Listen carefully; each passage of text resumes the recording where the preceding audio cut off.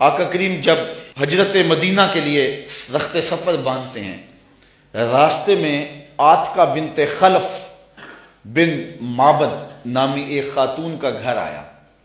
حضور وہاں رک کر کے ان کو کہا کہ اگر تمہارے پاس ہماری خدمت کے لیے کچھ ہے تو ہمیں پیش کرو۔ بھوک اور پیاس آقا کریم نے محسوس کی، حضور کے جو ساتھی بھی تھے۔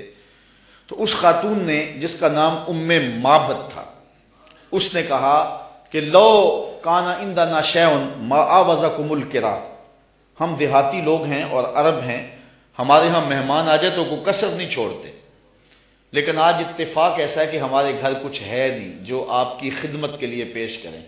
عرب لوگ مہمان دیکھ کر کے خوش ہوتے ہیں، پھر مہمان بھی اتنے سونے آ جائیں، لیکن بدقسمتی یہ ہے کہ اس وقت ہمارے پاس کچھ ہے نہیں جو آپ کو پیش کر سکے۔ ایک جانب ایک بکری بندھی ہوئی تھی، لاغر اور کمزور سی۔ حضور فرمایا اگر تم کہو تو اس کا دودھ دھو لیں۔ اس نے کہا اس کی ہڈیوں میں گودا نہیں، کھیری میں دودھ کہاں ہوگا، اگر یہ چلنے کے قابل ہوتی تو ریوڑ کے ساتھ نہ جاتی۔ فرمایا اگر تم اجازت دو۔ اس نے کہا مجھے کیا اعتراض ہو سکتا ہے۔ تو حضرت سیدنا صدیق اکبر نے آگے بڑھ کے بکری کو کھولا اور حضور کے سامنے کھڑا کیا۔ آقا نے دست شفا، دست رحمت اور دست برکت اس بکری کی پشت پہ رکھا۔ جو ہی حضور کا ہاتھ آیا تو اس نے جھرجھری لی، ٹانگیں چوڑی کر دی، اس کی کھیری میں دودھ اترایا۔ حضور علیہ السلام نے فرمایا کہ کوئی برتن لا۔ اس نے گھر کا برتن پیش کیا۔ حضور نے دودھ دعا تو جھاگ اٹھنے لگی، حتیٰ کہ گھر کے سارے برتن دودھ سے بھر گئے۔ معبد کے گھر کی تھالیاں بھی دودھ سے بھر گئی۔ حضور نے بھی پیا، حضور کے ساتھیوں نے بھی پیا۔ معبد اور گھر میں اس کا ایک بچہ تھا اس کے پاس، اس نے بھی دودھ پیا۔ حضور علیہ السلام نے دعائے برکت دی اور چلے گئے۔ معبد کو حضور کا پتہ پوچھنا یاد نہ رہا، بس حضور کے حسن اور جمال میں کھو گئی، اور پوچھنا یاد نہ رہا کون ہو، کدھر سے آئے ہو، نام کیا ہے۔ شام کو جب معبد بکریوں کا ریوڑ لے کر کے واپس پلٹا، اس نے کچی کلی پہ نور برستے دیکھا، انوار اترتے دیکھے۔ معبد کا شوہر معبد کہتا ہے کہ کیا ماجرا ہے، آج ہمارے گھر میں یہ جو رونق ہے اور یہ جو تازگی ہے اور یہ انوار اتر رہے ہیں، کیا ماجرا ہے؟ تو معبد کو حضور کا نام تو پوچھنا یاد نہیں رہا، اس نے اپنے طور پہ حضور کا نام رکھ لیا۔ اس نے کہا آج ہمارے گھر میں مبارک آیا تھا، آج ہمارے گھر میں مبارک آیا تھا۔ معبد پوچھتا ہے کہ مبارک کیسا تھا جو سارے گھر کو روشن کر گیا، وہ کیسا تھا؟ تو معبد تاصف رسول اللہ صلی اللہ علیہ وسلم، معبد حضور کا حلیہ بیان کرتی، کہتی ہے فقالت رأیت رجلا ظاہر البذات، میں نے ایک ایسا شخص دیکھا ہے کہ جس کا رنگ نکھرا ہوا تھا، جس کا چہرہ چمک رہا تھا۔ اللہ اکبر۔ حدیث بہت طویل ہے۔ کسیم وسیم وفی عینیہ داج وفی اشفارہ وطف وفی صوتہ سہل احول اکحل ازج اکرن وفی عنقہ سطع وفی لحیتہ کساسہ۔ کہا کیا بتاؤں، رنگ سونا تھا، ابرو ملے ہوئے تھے، پلکیں لمبی تھی، آنکھیں سرمگی تھی، گردن سراہی جیسی تھی، ہاتھ خوبصورت تھے، خاموش ہوتے تو پھر بھی وقار ہوتا۔ لیکن میں معبد کا صرف ایک جملہ آپ کی نظر کرنا چاہ رہا ہوں۔ ہزارہا مصنفین، نثر نگار اور شعراء اور ادباء کے سارے ادب پارے اور ساری نثر نگاریاں اور ساری انصاف پردازیاں اس کے ان دو جملوں پہ قربان۔ معبد نے کیا کہا، میرے شوہر میں کیا بتاؤں کہ وہ مبارک کیسا تھا، میں کیا بتاؤں وہ مبارک کیسا تھا، بس اتنی بات سن لو۔ ابہى الناس وَأَجْمَلَهُ مِنْ بَعِيدٍ وَأَحْسَنَهُ مِنْ قَرِيبٍ، وہ اتنا سونا تھا جب کوئی اس کو دور سے دیکھتا تو سونا نظر آتا، قریب آ کے دیکھتا تو اور سونا نظر آتا۔ یہ دو جملے اس کے دیکھیے، دور سے کوئی دیکھے تو پھر بھی سونا، قریب آئے تو پھر بھی۔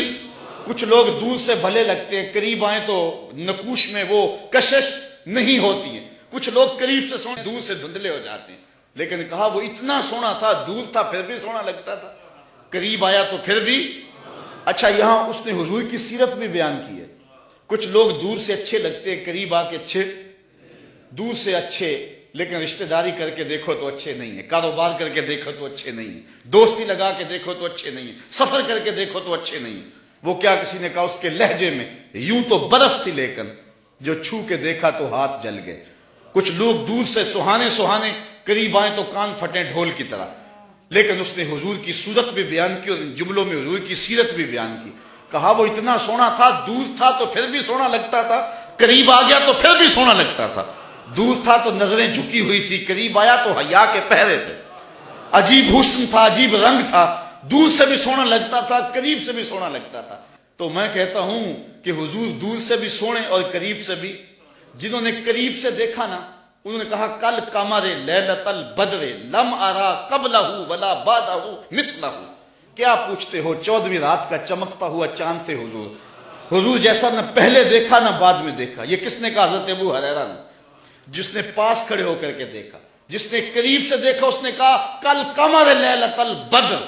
اور جس نے 13 صدیوں کے فاصلے پہ کھڑے ہو کے دیکھا اس نے کہا مکھ چند بدر شاہ شانی، متھے چمک دی لاٹ، کالی زلف تے اکھ مستانی ہے، مخمور رکھی ہند مد بری.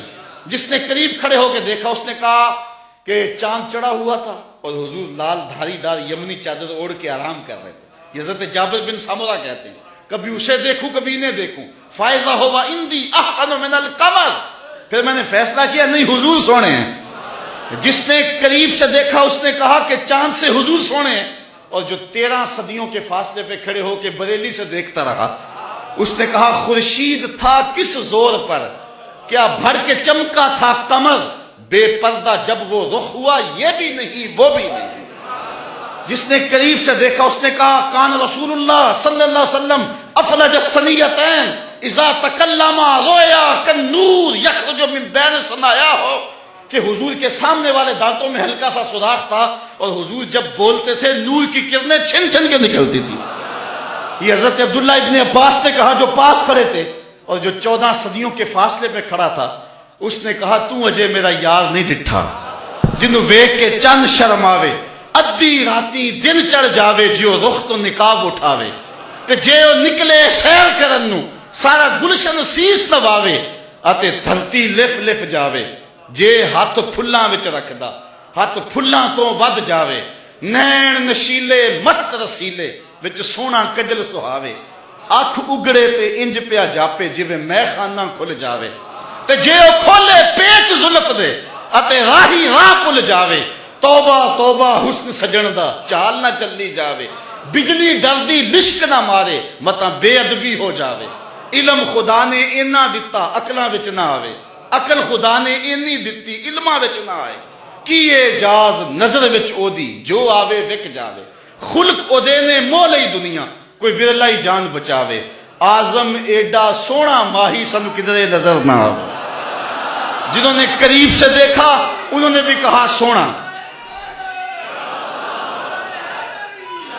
جنہوں نے قریب سے دیکھا انہوں نے بھی کہا سونا، اور جنہوں نے دور سے دیکھا انہوں نے بھی کہا سونا. جنہوں نے قریب سے دیکھا اس کا نام محمد بن مسلمہ تھا. اس نے کہا اگر ٹیڑھی نظر سے دیکھا نا میرے رسول کو آنکھیں توڑ دوں گا. یہ جس نے قریب کھڑے ہو کے دیکھا، اور جو 13 صدیوں کے بعد کھڑے ہو کے دیکھتا رہا اس کا نام غازی علم الدین تھا. اس نے کہا ٹکڑے کر دوں گا راجپال اگر ٹیڑھی نگاہ سے دیکھا میرے رسول کو. جس نے قریب کھڑے ہو کے دیکھا اس کا نام عمر بن خطاب تھا، اور جو 14 صدیوں کے فاصلے پہ کھڑا تھا اس کا نام عامر چیمہ تھا. جس نے قریب کھڑے ہو کر کے دیکھا وہ حضور کے غلام تھے اور صحابہ تھے، اور جس نے 14 صدیوں کے فاصلے پہ کھڑے ہو کر کے دیکھا ملازم تو پولیس کا تھا. اس نے کہا تو گورنر ہے تو میں محمد کا نوکر ہوں، میں کاٹ کے ٹکڑے کر دوں گا کہ تیری نظر سے بھی دیکھا تو کہا کوئی قریب سے دیکھے پھر بھی واری جائے، دور سے دیکھے پھر بھی واری جائے. تو اجے میرا یار نہیں ڈٹھا، جنوں ویکھ کے چند شرم آوے. کہا کیا بتاؤں کہ وہ قریب سے بھی سونا اور دور سے بھی سونا. اچھا اس نے حضور کا حلیہ بیان کیا. ام معبد میرے بچے تیرے پہ قربان، ام معبد میری نسلیں فدا تیرے ایک ایک جملے پہ. حضور کا حلیہ بیان کیا اور حد کر دی ام معبد نے. دعا کرو اللہ ہمیں حضور کی زیارت نصیب فرمائے. یا اللہ واسطہ ڈالتے ہیں ام معبد کا، ہمیں حضور کی زیارت دے دے. یہ آنکھیں اس قابل تو نہیں ہیں لیکن مالک تو کرم کر، ہم تیرے محبوب کا نام لے رہے ہیں. ام معبد کا صدقہ حضور کی زیارت دے دے. اچھا ام معبد نے حضور کا حلیہ بیان کیا، مبارک کا حلیہ بیان کیا. ام معبد حلیہ بیان کر کے فارغ ہوئی تو بچہ بولا امی وہ بکری والی بات سنائی نہیں. جو بکری کی پشت پہ ہاتھ پھیرا تھا مبارک نے، وہ تو بات نہیں سنائی۔ اللہ اکبر۔ اب ابو معبد کہتا تم نے زیادتی کیا میرے سے، جب مبارک آیا تو مجھے بلایا کیوں نہیں؟ اس کو میں بھی دیکھنا چاہتا تھا۔ اب میں بکریاں دودھ لے کر نہیں جاؤں گا، قریب قریب رہا کروں گا، کبھی مبارک آئے نا تو مجھے بلا لینا۔ اب وہ سارے گھر کے افراد مبارک کا انتظار کر۔ ابو معبد کے جذبات یہ تھے ایک بار ہی دیکھ لوں، لیکن معبد کہتی تھی کاش کے روز بھی گزرے، مبارک کا روزانہ گزر ہو یہاں سے۔ ایک دن معبد سودا سلف لینے کے لیے قریبی بستی میں گئی، نہ ملا تو آگے بڑھ گئی، آگے شہر مدینہ میں جا پہنچی۔ سودا خرید رہی تھی، بچہ بھی ساتھ تھا کہ حضرت ابوبکر صدیق گزرے۔ تو بچے نے جب دیکھا نا تو تڑپنے لگا، اور اس کے لفظوں میں وہ بے ساختگی اور اس کی تڑپ ظاہر ہو رہی ہے۔ اس نے کہا یا امہ ان ھذا الرجل الذی کان مع المبارک، اے امی اس دن جو مبارک کے ساتھ نہیں بندہ تھا یہ جا رہا ہے۔ سودا چھوڑا حضرت ابوبکر صدیق کے پیچھے اور پوچھتے ہیں مبارک کہاں ہے؟ تم تو مل گئے ہو، مبارک کدھر ہے؟ اب نام تو اپنے طور پہ رکھا ہوا تھا۔ حضرت ابوبکر صدیق فرمایا کس مبارک کو ڈھونڈ رہی ہو؟ کہا وہی جس نے بکری کی پشت پہ ہاتھ پھیرا تھا۔ کہا آؤ تمہیں مبارک کے ڈیرے پہ لے چلو۔ حضور صحن مسجد نبوی میں بیٹھے ہوئے تھے۔ جب بچے نے دیکھا تو پھر چیخا اور کہا امی وہ دیکھو مبارک بیٹھا ہوا۔ یہ حضور کے قدموں میں بیٹھ گئی اور برکت لوٹی۔ حضور نے اسلام دیا، انہوں نے قبول کیا، واپس پلٹے، گھر آئے۔ شام کو ابو معبد کے واپس آنے کا جب وقت ہوا نا تو ماں کہتی تھی بیٹے تو خاموش رہنا، میں بتاؤں گی تمہارے باپ کو۔ بیٹا کہتا نہیں امی، مبارک کے ساتھی کو میں نے دیکھا تھا، اس لیے میں نے بتانا ابو کہ ہم مبارک کو دیکھ آئے ہیں۔ شام کو جب ابو معبد آیا نا، یہ دونوں بتانے لگے، وہ پہلے ہی بول پڑا، کہا گھر پھر چمک رہا ہے، مبارک پھر آیا تھا؟ انہوں نے کہا مبارک تو نہیں آیا، ہم اس کا ڈیرا دیکھ آئے ہیں۔ کہا کدھر رہتا ہے؟ کہا جسے دنیا محمد کہتی ہے وہی تو مبارک ہے۔ پھر اگلے دن ابو معبد بھی حضور کے قدموں میں بیٹھا ہوا تھا۔ وہ بکری معبد کے پاس عام و رمادہ تک زندہ رہی۔ اہل سیر لکھتے ہیں کہ حضرت عمر کے دور میں ایک سال آیا تھا جب قحط پڑا تھا اور درخت بھی سوکھ گئے تھے، جانوروں کی چھاتیاں بھی خشک ہو گئی تھی، کنووں کے پانی بھی نیچے چلے گئے تھے، حوض بھی خشک ہو گئے تھے، کہیں سے پانی کا کوئی قطرہ نہیں ملتا تھا، لیکن معبد کے ڈیرے سے بکری کا دودھ مل جاتا تھا، کیونکہ حضور علیہ السلام نے اس بکری پر اپنا دست شفا پھیرا تھا، اپنا دست برکت پھیرا تھا۔ یہ حضور علیہ السلام کے ہاتھ کی اور حضور علیہ السلام کے دست نور کی برکت ہے۔ یہ ہاتھ تو اٹھ جائے تو چاند کے ٹکڑے ہوتے ہیں، یہ ہاتھ اٹھ جائے تو سورج پلٹ کے سر کے وقت پہ آتا ہے۔ اللہ اکبر۔ یہ جدھر ہاتھ ہو جاتے ہیں ادھر ہی کائنات کا نظام ہوتا ہے۔ اللہ تعالی ہمیں حضور کی محبت نصیب فرمائے۔